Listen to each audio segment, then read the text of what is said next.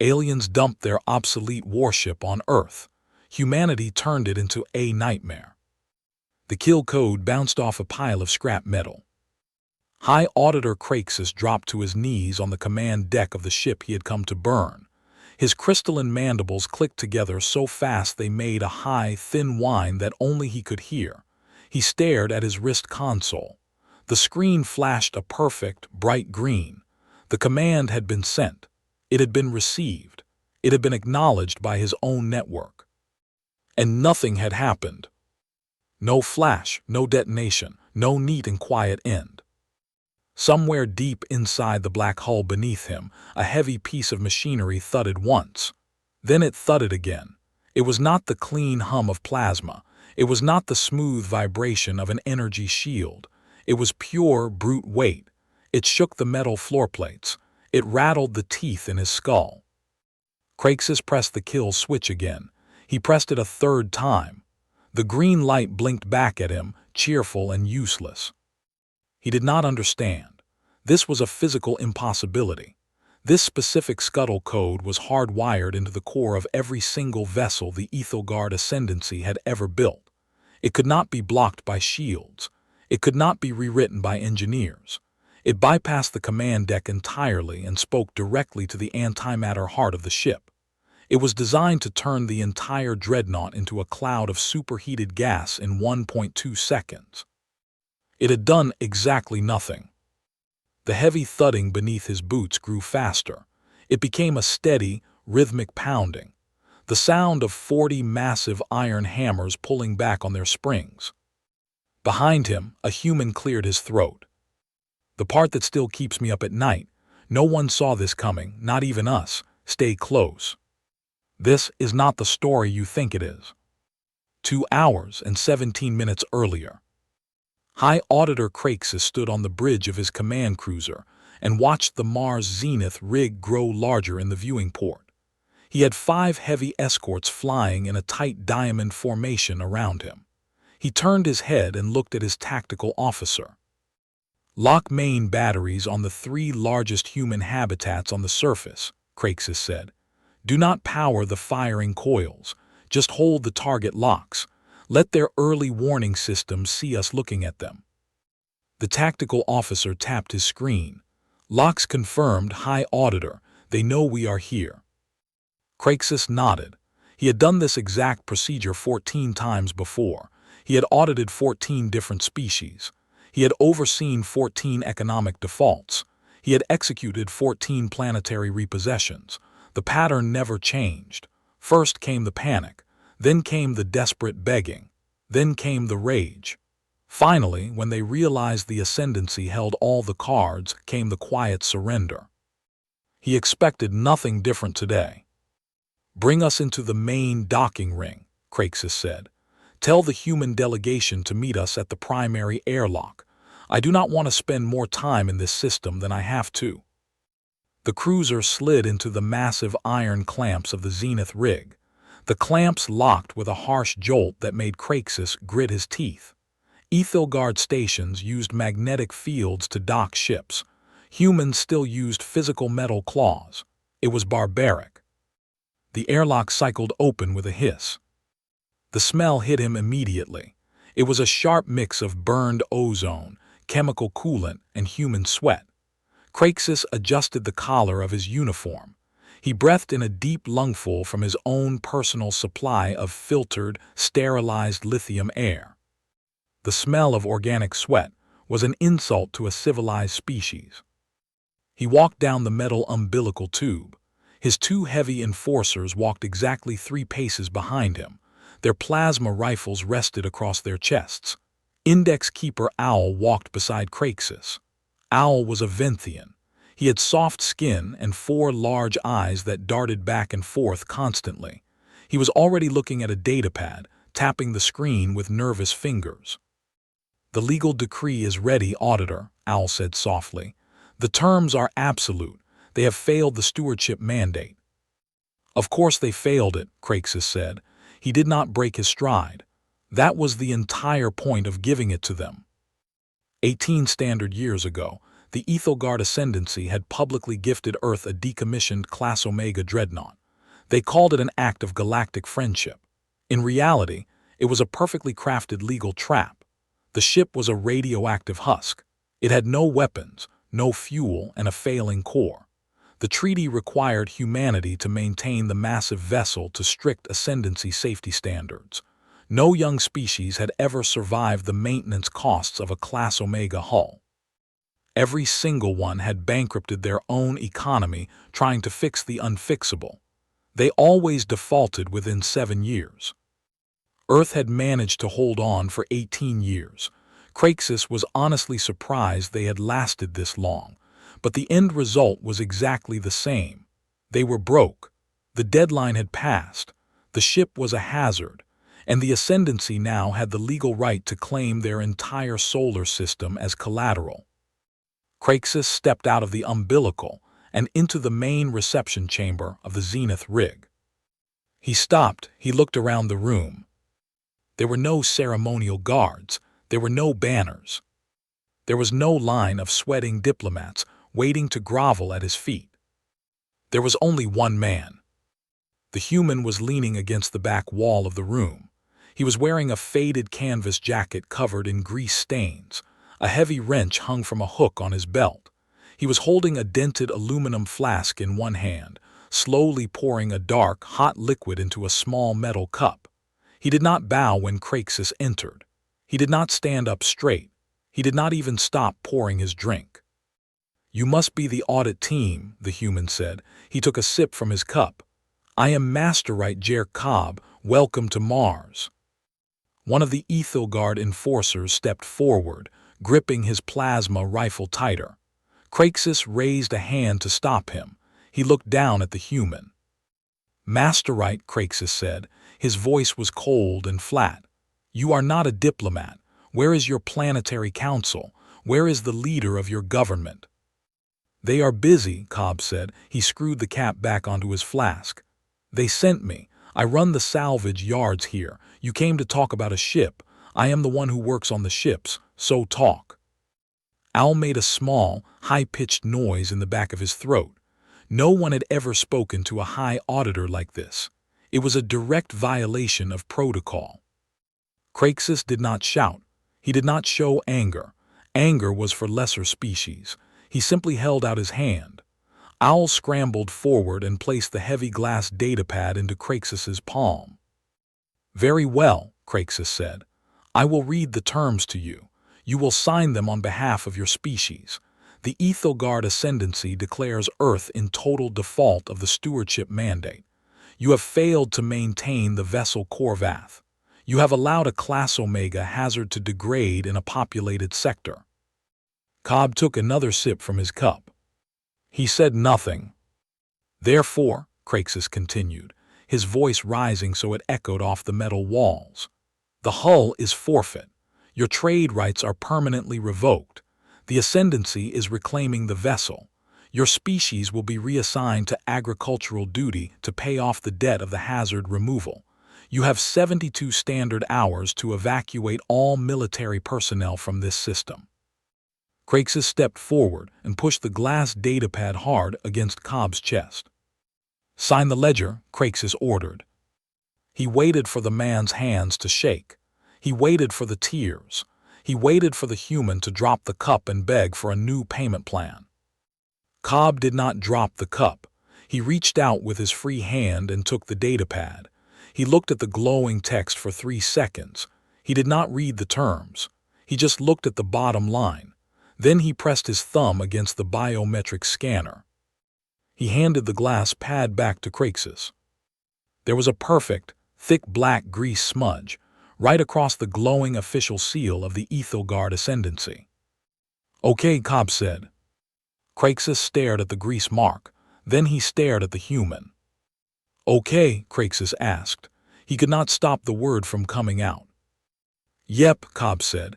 He pushed himself off the wall and hooked his metal cup onto his belt. "You wanted the ship back. You got it. It is docked down in Quarantine Slip 9. I assume you want to go look at it before you try to tow it." Crixus felt a sudden, sharp spike of irritation. This was entirely wrong. They had lost their world. They had lost their freedom. They were supposed to be broken. Why was this grease-stained mechanic acting like he had just won a bet? Crixus decided he needed to see the failure with his own eyes. He needed to document the rust, the broken parts, the absolute ruin of the vessel. He would use the images to humiliate the human council on the public broadcast network. "Yes," Crixus said sharply, "take me to Slip 9. I will personally inspect the hazard you have created." Cobb turned and started walking toward the heavy blast doors at the far end of the room. Crixus stepped forward to follow him. Before he could take a second step, Owl grabbed his arm. The Venthian's hands were shaking violently. "Auditor," Owl whispered. He held up his own scanner. "Please look at this." Crixus pulled his arm away. "What is it, Index Keeper? Speak plainly." "The mass reading," Owl said. His 4 eyes were wide with panic. "I am scanning Slip 9. The gravity metrics are completely wrong. They make no sense." "Explain," Crixus demanded.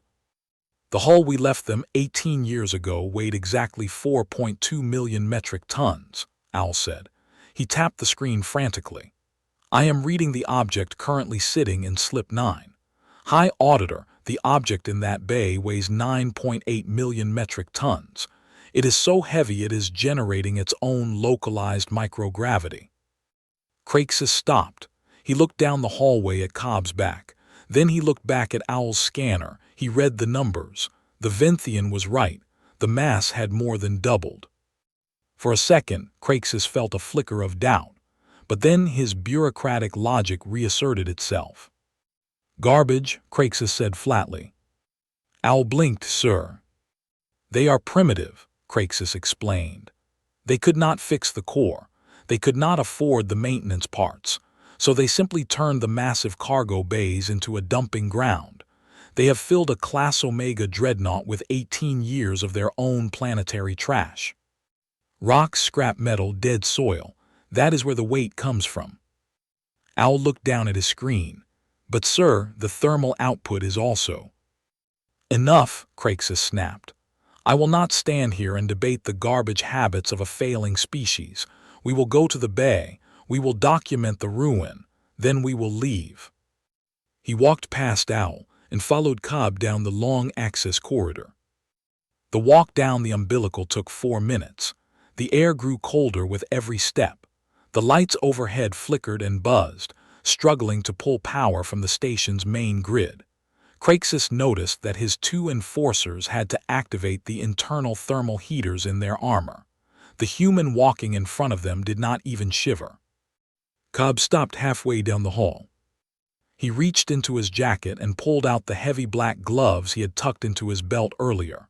They were thick, clumsy things, covered in scorch marks and lined with thick pads of lead.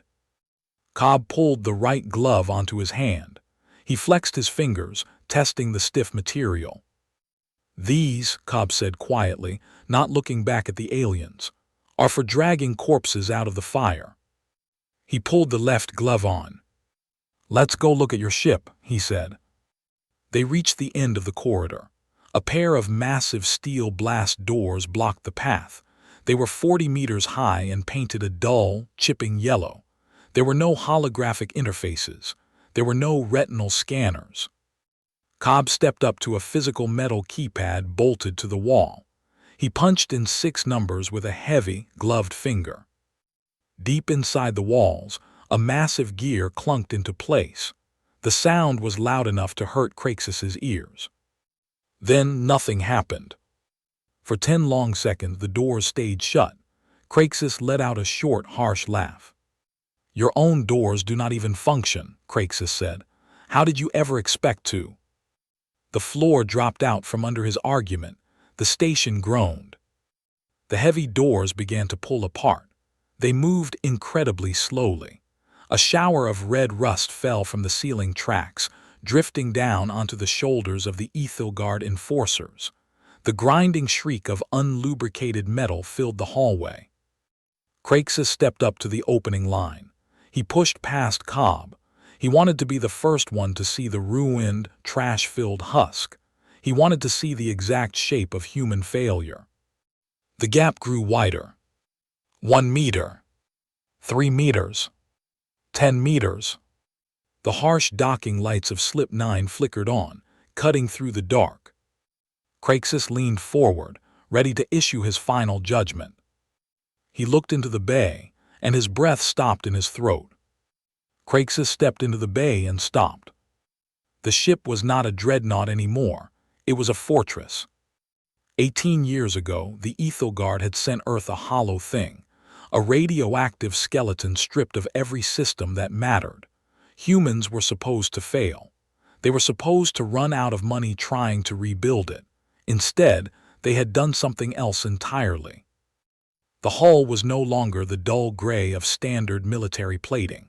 It was armor now, 18 meters of forged titanium layered so thick it looked less like metal and more like the hide of something alive. The seams between the plates had been welded smooth, perfectly smooth. The kind of work that took not weeks but months. The kind of work that meant someone had decided this ship was worth saving. Crixus walked forward slowly. His crystalline mandibles had stopped their clicking. His enforcers did not follow. They stood at the blast doors, their plasma rifles loose in their hands, their sensors running wild with data that made no sense to them. Cobb said nothing. He simply walked to the side of the bay and leaned against a stack of empty cargo containers. He waited. He was a patient man. "You lied to me," Crixus said. His voice sounded strange even to himself, smaller than it had been in the reception chamber. "You said you would do nothing. You said you would fail." "I did not lie," Cobb said. He was looking at his gloved hands, at the scorch marks on the leather, at the places where the metal had burned through. "We did fail. We failed exactly as you predicted. We just failed differently than you expected." Inside the massive hull, something moved. A piece of machinery shifted position with a sound like distant thunder. Crixus heard the hydraulic hiss of a piston driving home, then another, then a third. The sounds came from all around him, echoing inside the bay from different angles, different depths. Crixus reached out with his wrist console. He pointed the biometric scanner at the ship's nearest access port. Every vessel in the Ethelgard fleet responded to the same command frequency. It was the standard authentication protocol, written into the core logic of every ship from the smallest patrol boat to the largest dreadnought in the fleet. The access panel lit up with green text. It recognized him. It accepted his credentials. It offered him full system access to the ship's internal computer network, door locks, life support, weapons, all of it, open. Crixus froze. His mandibles began to click again. Faster this time, panic. His body was giving him away. "Where is the software?" he asked. He did not take his eyes off the panel. "Where is the operating system? Where are the networked systems?" "There is no software," Cobb said flatly. He turned to look at the alien. His eyes were tired, the kind of tired that came from 18 years of work without rest. "We pulled it out, every line of code, every network, every holographic interface, all of it. We stripped the ship down to its bones and then we burned the data cores to dust." "That is impossible," Crixus said. He reached out and touched the access panel. His fingers traced the edges of the metal. A Class Omega dreadnought cannot function without networked systems, without a central processor, without guidance algorithms. It cannot. "Cannot what?" Cobb asked. His voice was still quiet, measured. "Cannot fight, cannot aim, cannot think." Crixus turned to face him. "We have gravity," Cobb continued. "Real gravity. Heavy enough to pull us down if we do not grip the rails. That is guidance. We have eyes. We have human eyes that can see through a viewport and watch where our shots are going. That is aiming. We have hands. We have people who can turn dials and pull levers and decide what happens next in real time. That is thinking." Crixus looked back at the ship. He began to understand what he was seeing. The hull was not just armor. Every panel had been welded by hand. Every joint had been tested. Every weld line was deliberate. This ship had been built not by machines in a factory but by people. By humans who had learned that the most dangerous ship was one that could not be hacked, could not be remotely disabled, could not be killed by a kill code transmitted from 8 light-years away. Cobb stepped away from the cargo containers. He walked to the center of the bay. He looked up at the massive hull above them. "You want to know what we kept?" Cobb asked. "What we did not remove." He pointed at the ship with one gloved hand. "The cannons," Cobb said. 40 of them, pneumatic hyper cannons.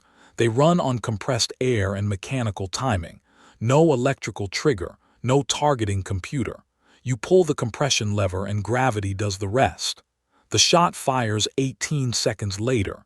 You feed the ammunition manually. You adjust the aim with a dial wheel.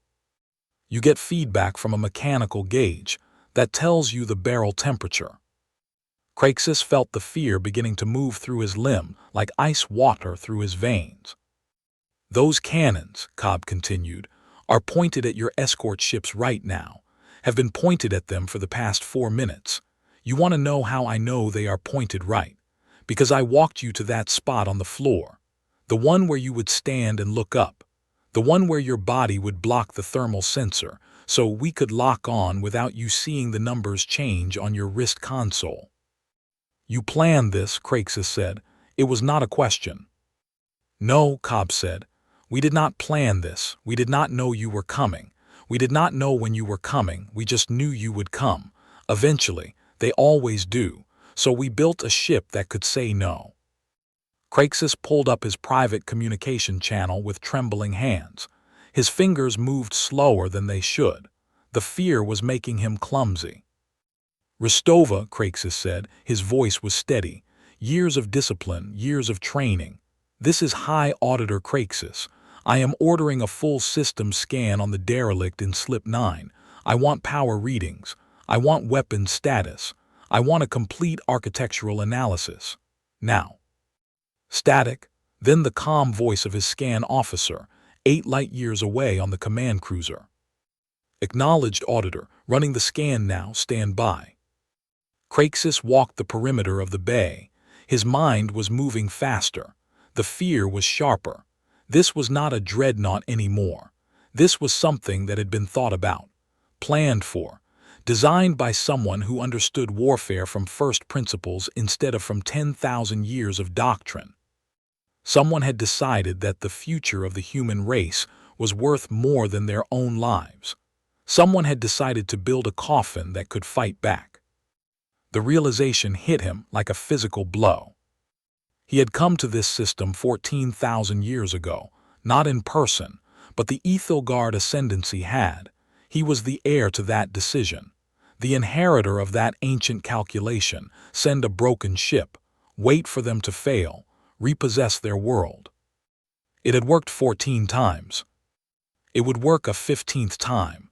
It had to work, because if it did not work, then everything the Ethelgard had built was wrong. "Auditor," Rostova's voice came back. "I have the scan results. The sensor array shows 8 separate nuclear reactors. All of them are currently in standby mode. However, I am detecting massive capacitor banks built into the secondary hull structure. They appear to be charging." Crixus closed his eyes. He opened them again. "Charging to what purpose?" he asked. "I cannot determine the purpose, sir.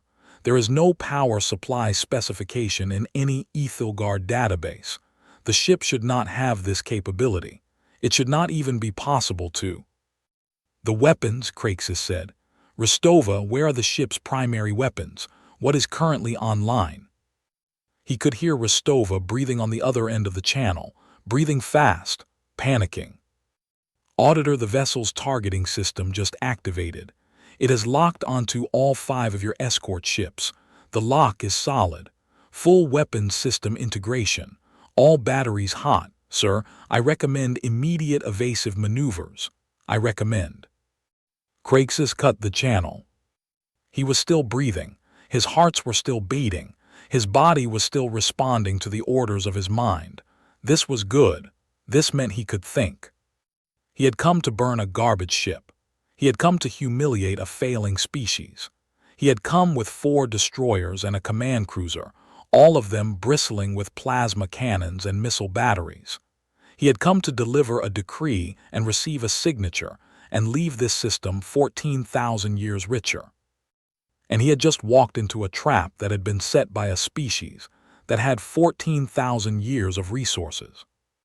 No, not 14,000 years, just 18 years, just long enough for a single species to understand what the Ethelgard had taught them. Just long enough to learn that the most powerful weapon was not the one you inherited from an ancient empire. It was the one you built yourself. Crixus pulled up his personal authentication code. His wrist console was keyed to his biometric signature and his rank. The kill code was hardwired into his neural implant, burned into the quantum processors that sat at the base of his skull. It could not be stolen. It could not be copied. It could not be overridden by any human technology. It could only be transmitted by a living high auditor with authorization codes that came from bloodline and rank, and the faith of an empire that had never been wrong. He pressed the activation key. The command transmitted through the secure channel. It bounced through 3 relay stations and a quantum relay that humanity did not even know existed. It reached the hidden receivers buried deep inside the antimatter core of the Corvath, the ship's real designation. The master scuttle code, the failsafe that the Ethelgard had installed into every dreadnought they had ever built, hidden so deep inside the systems that no amount of salvaging could ever find it. The activation that was supposed to turn the ship into superheated gas in 1.2 seconds. Crixus waited. 1 second passed, 2 seconds, 3. Nothing happened. The ship's hull did not split. There was no flash of vaporization, no neat and quiet end, no mercy, no escape. Instead, Crixus heard a different sound. It was not the sound of an explosion. It was the sound of 40 massive mechanisms pulling back on pneumatic springs. It was the sound of iron hammers drawing back, ready to fall. It was the sound of cannons being aimed with the precision of machinery that did not need computers to be deadly. It was the sound of a species that had learned, in 18 years, what the Ethelgard had taken 14,000 years to forget. That the most dangerous weapon was not the one that obeyed your orders. It was the one that did not. Crixus dropped to his knees. He was kneeling in the bay where the Ascendancy had sent its death sentence. He was kneeling in the place where humanity had transformed that death sentence into a mirror. He could see his reflection in the polished titanium of the hull, saw himself on his knees, saw his mandibles hanging open, saw the fear written across his face. Cobb said nothing. He simply closed his eyes and adjusted his welding gloves, one finger at a time, as if he were preparing for a task that would require his hands to be steady. Owl was still staring at his datapad. The Venthian's 4 eyes were wide. His hands were shaking too badly to work the screen anymore.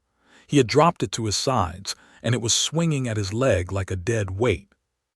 Crixus remained on his knees. He did not speak. He did not move. He had come to this system to deliver a judgment. Instead, he had delivered something far more dangerous.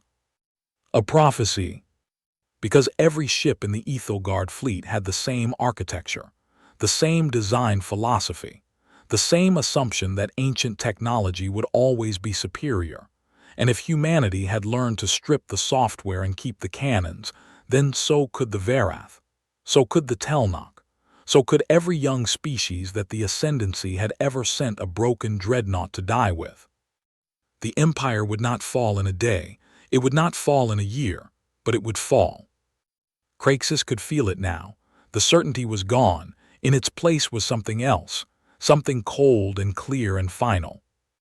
The age of the Ethelgard was over. And he had killed it. The tether cables began to release. The mechanical locks disengaged, one by one. Crixus could hear each lock pop free from the station's moorings. Each release was a small explosive charge that cut the connection between the corvette and the platform that had held it for 18 years. The ship moved slowly at first, just a meter of drift, then two. Then the momentum built. The gravity well that the massive hull was generating began to pull itself away from the station's artificial gravity. The gap widened. The separation was happening. Everything was becoming separate. Crixus heard Al whisper something in Venthian, a prayer, a curse, both at once. Cobb opened his eyes. He looked at the auditor on his knees. He did not smile. He did not show anger or victory or triumph. He simply looked at him, the way someone looks at a machine that has finally broken. The way someone looks at a tool that has run its course and served its purpose and is now finished. The ship's hull caught the light from Slip 9's distant sun. The titanium plating caught fire with reflected brilliance. The corvette was leaving the station now. The drift had become a clear separation. The cables that had held it were no longer taut. They were slack lines hanging in the void. The last cable snapped. It severed with a sound like a gunshot, the metal singing as the tension released all at once. The cable whipped back toward the station, coiling on itself, no longer needed, no longer holding anything down. The corvette drifted into the black. It moved with the weight of 9.8 million metric tons of intention. It moved with the confidence of a machine that knew exactly what it was. Not a dreadnought, not a garbage ship, not a punishment or a gift or a tool of an empire that stretched across 1,000 worlds. A weapon, built by the hands of a species that had been given nothing but tools and told they were inferior. It drifted and kept drifting, and no one in the bay moved to stop it.